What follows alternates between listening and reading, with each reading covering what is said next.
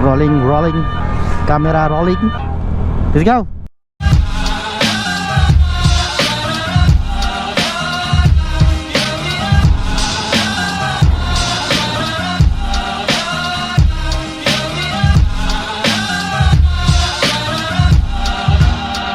Ngayong araw, i-share ko sa inyo yung mga simple upgrades tsaka mga dinagdag kong accessories dito sa Honda Click 125 ko. 2.5 years na to sa akin. 2.5 years ko nang ginagamit tong Honda Click sa pang araw-araw kong biyahe. So masasabi ko naman talaga na it's all good. So yun, pag-usapan na natin. Let's start. Wait lang, tatawid lang tayo dito.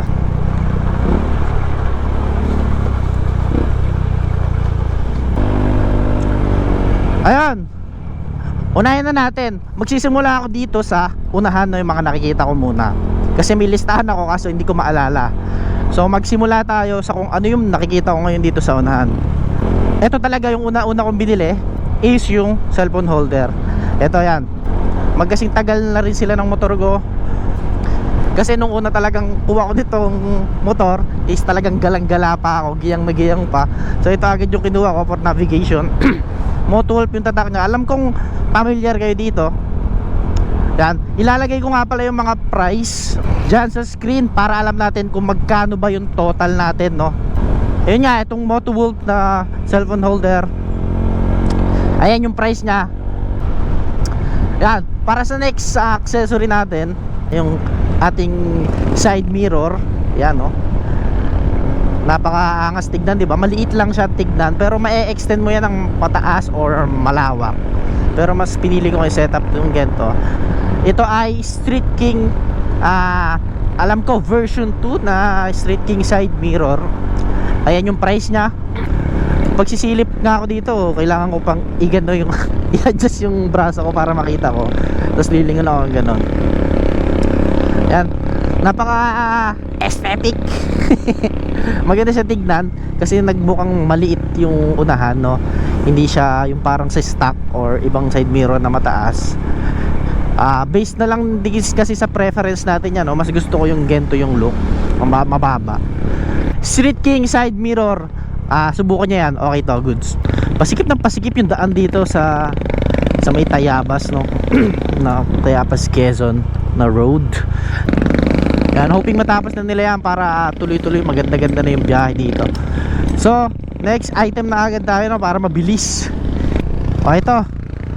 Itong oops. Itong Daytona na handle grip. Nabili ko to sa TikTok shop. Mura lang to. Ayan yung price, no. Kasabay itong same shop to, kasabay itong throttle assist. Yan, binili ko to. Marami diyang magsasabi na delikado daw to. Oo nga, tingin ko talaga delikado to, lalo pag beginner ka sa scooter, lalo scooter. Pero sanayan na lang talaga kasi mas nasanay ako na may ganito. Mabilis kasi mangala yung kamay ko pag nagmamaneho ng long drive. So ito yung nakatulong talaga sa akin. Okay, ano pa ba? Next item na agad ulit.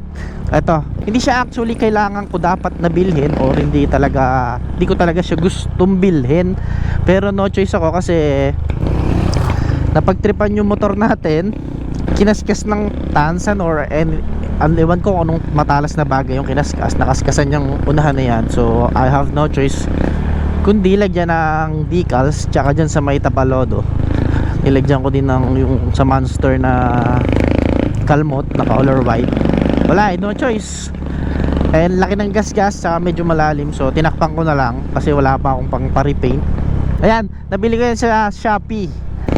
Shit, umaambon. Teka lang. Ang sunod natin, ano pa ba dito sa bandang unahan? Yan, MDL. Ayan, nagpakabit na rin ako ng mini driving light. Kung magpapakabit kayo, ito lang kung magpapakabit kayo ng mini driving light, yung mataas na watts na, huwag kayo gumaya sa akin na nagpakabit ng 20 watts. Nakakapagsisi lang kasi napakahina, lalo pag may nakakasalubong. Yung sa MDL, di ko natanda yung brand, pero basta generic lang to na 20 watts. Sa unahan, next item. Next accessory. Ano pa ba nilagay ko dito? Tingin ko wala na sa unahan. Kung may makalimutan man ako siguro, lagay ko na lang sa description, no? Yan, para sa susunod na item, medyo lumikod tayo ng konti.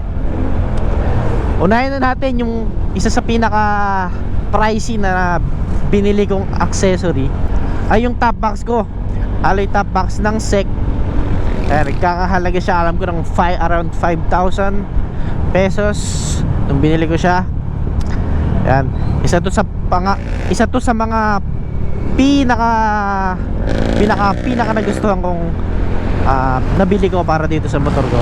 Malaking tulong to sa akin kasi lagi akong may angkas, no, COBR. Madalas kami magdala ng mga maraming gamit, lalo na pag uwi kami ng province ko. Yan, kasyang-kasya dyan, 45 liters na alloy top box. Tumitimbang around parang 5 kilos pag wala pang laman, no, kasama yung base plate. Yan, wala naman ako masyadong description dyan. So syempre kung may top box ka, dapat may top box bracket ka. So ang tinerno ko dyan, no, kasi nga mabigat, nasa 5 kilos, is yung DC Monorack. Shit. Ayan, yung DC Monorack na bracket. Ito, napakatibay nito. Marami na akong kinarga dyan, pero hindi pa yan sumuko kahit isang beses. Walang alog, walang bend, walang kung ano man na nangyari dyan. Next item na ulit agad tayo dito sa bandang likod na rin.